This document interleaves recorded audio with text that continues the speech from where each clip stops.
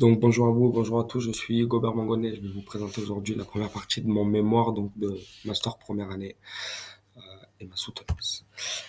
Donc Parlim aujourd'hui est une société donc d'ingénierie euh, qui compte 1400 collaborateurs présents dans 45 pays avec plus de 6 secteurs donc d'activité, un chiffre d'affaires environ de 240 millions d'euros de chiffre d'affaires. Je suis Gobert Mangonnet, business manager et en master donc première année d'ingénierie d'affaires.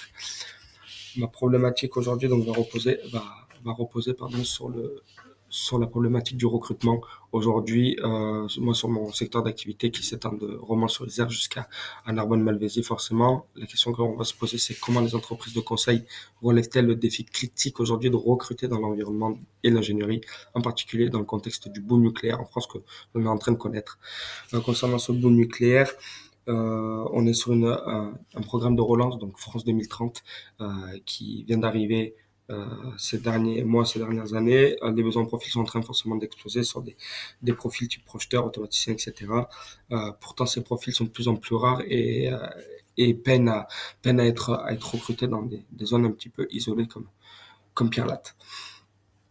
À savoir que j'ai réalisé dans un premier temps un diagnostic stratégique complet pour objectiver les tensions. Donc voilà, RH. On peut relever donc différents points que j'ai relevés. C'est une pression politique et économique forte liée à la relance forcément du nucléaire, un déséquilibre croissant entre l'offre de talent et la demande client, une complexité croissante du recrutement et environnement réglementé, et forcément une mutation du rapport au travail, notamment chez les jeunes générations. Euh, Forcément, dans un second temps, ce que j'ai fait, c'est que j'ai appuyé donc sur quatre axes d'analyse où on peut observer qu'il y a une pénurie industrielle aujourd'hui en France, forcément, avec un recrutement aussi dans le nucléaire qui reste très spécifique, qui peut être une barrière à des moments.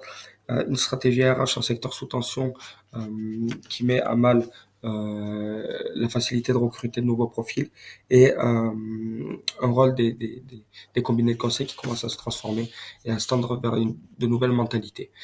On peut observer aussi donc trois leviers majeurs qui ont été identifiés. C'est le travailler la marque employeur qui reste plus qu'important pour nous, avec aussi une former et préqualifier les profils en interne et personnaliser l'expérience collaborateur pour rendre plus efficace nos propositions à nos clients.